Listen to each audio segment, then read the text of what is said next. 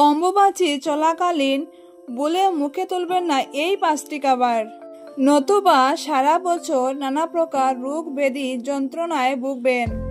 তাই আজকেই সাবধান হয়ে যান। অম্বুবাচী বিশ্বাস করা হয় এই সময় ঋতুবতী হন মাতা বসুন্ধরা। সেই উপলক্ষে নানান নিয়ম পালন করা হয় দেশ জুড়ে। ঋতুবতী হলে মেয়েদের সন্তান ধারণ করার ক্ষমতা জন্মায়। তেমনি এই অম্বুবাচীর পরেই পৃথিবী শস্য শ্যামলা হয়ে ওঠে। 3 দিন ধরে চলে এই অম্বুবাচী।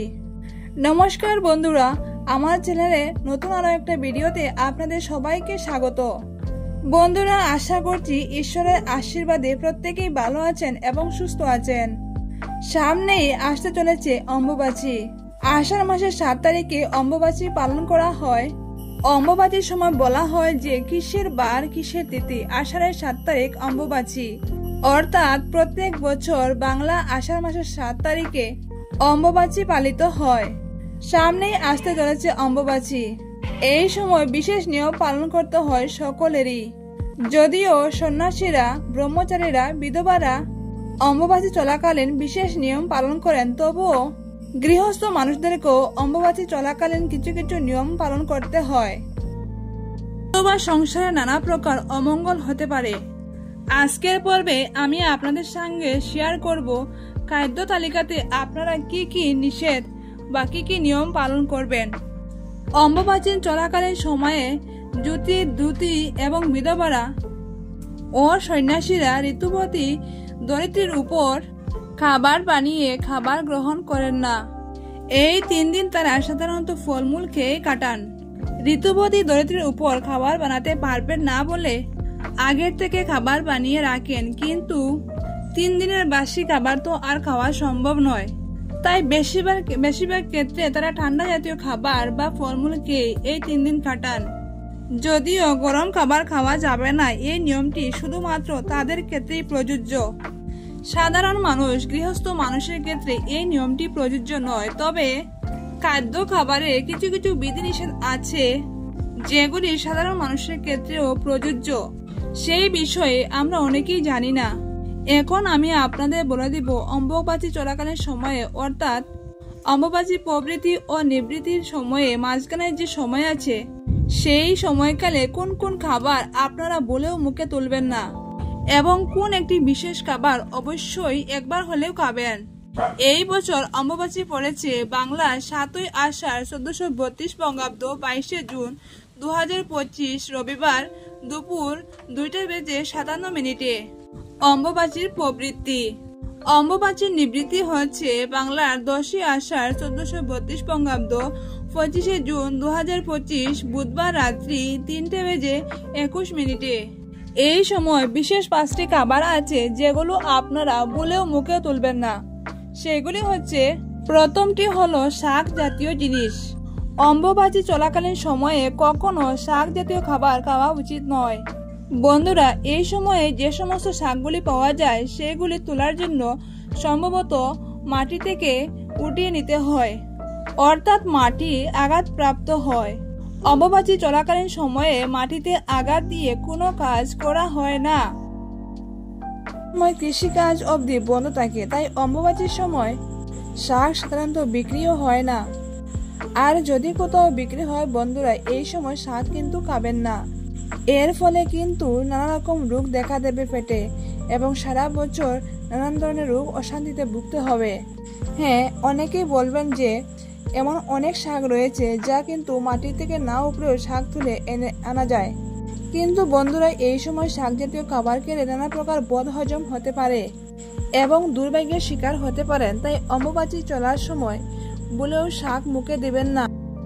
মাত্র 3 দিন চলছে, আর এই 3 দিন শাক পাতা খাবেন না। অম্বুবাচী চলাকালীন সময়ে বলেও খাবেন না কারোর থেকে পাওয়া কোনো জিনিস। কেউ যদি অম্বুবাচী চলাকালীন সময় আপনাকে কোনো খাবার দিয়ে থাকে, রান্না করা খাবার, তাহলে সেই খাবারটি আপনি খাবেন না। অম্বুবাচী চলাকালীন সময়ে অশুভ শক্তির বিস্তার বেশি হয়, তাই এই সময় এমন কিছু খাবার যা অন্য বানিয়ে দিয়েছে তা বলেও খাবেন না। বিশেষ করে রাস্তাঘাটে এইসব বস্তু খেয়াল করবেন। কখনো ভুল করেও কারো লাল কাপড় পাড়িয়ে যাবেন না। এই সময় অনেকে নানা প্রকার টুকটাক ও টুটকা করে থাকে। তাই নিজের বাড়ির খাবার খান। বাইরে থেকে অর্ডার করা খাবার বা নিজের বাড়ির বাইরে যদি কেউ আপনাকে খাবার বানিয়ে দেয়, তাহলে এই খাবার বলেও অম্বুবাচী চলাকালীন সময়ে খাবেন না। আপনি চেষ্টা করবেন অম্বুবাচীর সময়ে যাতে কারোর কাছ থেকে কিছু না নিয়ে খান, এবং চেষ্টা করবেন এই অম্বুবাচীর 3 দিন সাত্ত্বিক এবং নিরামিষ আহার গ্রহণ করতে। এর ফলে পরিবারের মঙ্গল হয় এবং নানা প্রকারের রোগ অশান্তি থেকে পরিবার মুক্ত হয়। তৃতীয় যে খাবারটি অম্বুবাচী চলাকালীন খাবেন না সেটি হচ্ছে দই। অম্বুবাচী চলাকালীন এই 3 দিন সময়ে ভুলেও দই খাবেন না। দই আপনার জীবনে দুর্ভাগ্য নিয়ে আসবে। বলা হয় এই সময় দই খেলে শুক্র গ্রহের প্রভাব খারাপ হয় এবং এর ফলে জীবন থেকে সুখ, সমৃদ্ধি ও বিলাসিতা চলে যায় এবং আপনাকে সারা জীবন কঠোর পরিশ্রমের শিকার হতে হয়। তাই অম্বুবাচী চলাকালীন এই সময়ে দই ভুলেও খাবেন না। অম্বুবাচী চলাকালীন নেশা জাতীয় কোনো খাবার গ্রহণ করা উচিত নয়। নেশা জাতীয় খাবার যেগুলি আপনারা বর্জন করবেন তার মধ্যে থেকে চা এবং কফিও যদিও না খান তাহলে কিন্তু আরো বেশি ফল পাওয়া যায়। তাছাড়া অ্যালকোহল, তামাক জাতীয় দ্রব্য এই সময় খাবেন না এবং এই সময় পান খাবেন না। অম্বুবাচী চলাকালীন সময়ে পান আহার করলেও জীবনে দুর্ভাগ্য নেমে আসে এবং নানা প্রকারের রোগ যন্ত্রণা কিছু ছাড়ে না। তাই বলেও অম্বুবাচী চলাকালীন সময়ে পান খাবেন না। এই সময় তেতো জাতীয় জিনিসও খাওয়ার উচিত নয়, যেমন উচ্ছে, নিম পাতা বা ব্রাহ্মী শাক। এই সময় যদি কোনো তেতো জাতীয় জিনিস যদি আপনি খান তাহলে সেটি আপনার জীবনে তিক্ততা নিয়ে আসবে। তাই বন্ধুরা, তেতো জাতীয় খাবারও বর্জন করুন মাত্র এই 3 দিন। এই সময় একদিন ফল আহার করতে পারেন। শুধুমাত্র ফল আহার নয়, ব্রাহ্মণকে এই সময়ে ফল দান করাও অত্যন্ত পুণ্যের কাজ। যদি আপনার পক্ষে সম্ভব হয় তাহলে 5 জন ব্রাহ্মণকে আপনি 5 জাতের ফল দান করতে পারেন। এবং 3 জন বিধবা মহিলা, এরকম মহিলা যারা অম্বুবাচী ব্রত পালন করছেন এবং ঠান্ডা খাবার খেয়ে এবং অম্বুবাচীর সমস্ত বিধি নিয়ম মেনে চলছেন, এইরকম 3 জন মহিলাকে আপনি ফল মিষ্টি দান করতে পারেন। এর ফলে আপনার জীবনের দুর্ভোগ অনেকটাই কেটে যাবে এবং আপনি মা কামাখ্যার আশীর্বাদ পাবেন। কারণ অম্বুবাচীর যেগুলি বিধি নিষেধ নিয়ম আছে সেগুলি জ্যোতি, দ্রুতি, বিধবা এবং সন্ন্যাসীরা বিশেষভাবে পালন করেন। তাই এই অম্বুবাচীতে যারা নিয়মবিধি বিশেষভাবে পালন করছেন, কঠোরভাবে 3 দিন ঠান্ডা খাবার খেয়ে রয়েছেন, তাদেরকে আপনি ঠান্ডা খাবার এবং ফল দান করতে পারেন। এর ফলে আপনি মা কামাখ্যার আশীর্বাদ অবশ্যই পাবেন। অম্বুবাচী চলাকালীন সময়ে একদিন হলে আম, দুধ অবশ্যই খাবেন। এই সময়কালে সমস্ত ভয় থেকে মুক্তি পাওয়ার জন্য এবং সারা বছর নিরোগ থাকার জন্য আম, দুধ খাবার নিয়ম আছে।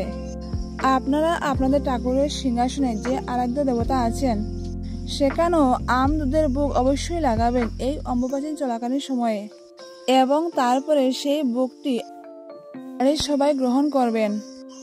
অনেকে বাড়িতে মাতৃশক্তির বিগ্রহ বা মূর্তি থাকলে তা লাল কাপড়ে মুড়ে রাখেন। যদিও আপনারা লাল কাপড়ে মুড়ে রাখতে পারেন, তাহলেও মাকে প্রদীপ ধূপকাঠি অবশ্যই দেখাবেন।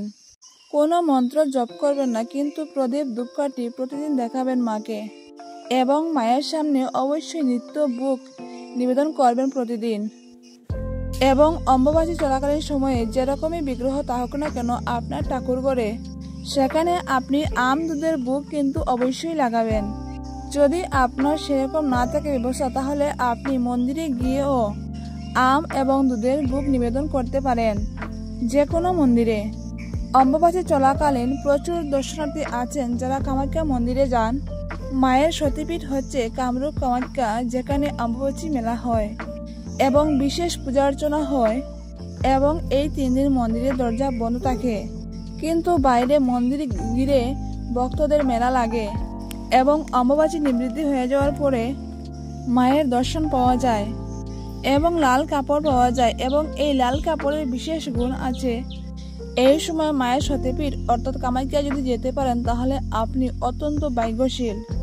এবং সেখানে গণেশ ঠাকুরের দর্শন অবশ্যই করা হয়। বলা হয় যে গণেশ ঠাকুরের দর্শন করলে সংকট তো দূর হয়, তার সাথে সাথে অনেক পূর্ণ অর্জন হয় এবং যা মনস্কামনা সেটি পূর্ণ হয়। যদি আপনার যাওয়া না হয় কোনো কারণে, তাহলে সেই ক্ষেত্রে আপনার নিকটবর্তী, আপনার আশেপাশে যদি কোথাও গণেশ মন্দির থাকে, তাহলে অমাবস্যা চলাকালীন সময়ে ভগবান গণেশজির দর্শন করা খুবই জরুরি। একবার কোনো মন্দিরে গিয়ে গণেশজির দর্শন অবশ্যই করবেন। তো বন্ধুরা, আজকের মতো ভিডিওটি এখানে শেষ করছি। আশা করছি ভিডিওটি আপনাদের ভালো লাগবে এবং আপনারা অনেক উপকৃত হবেন। তো দেখা হচ্ছে নতুন একটা ভিডিওতে। আপনারা আমার সাথে থাকবেন, পাশে থাকবেন। ধন্যবাদ।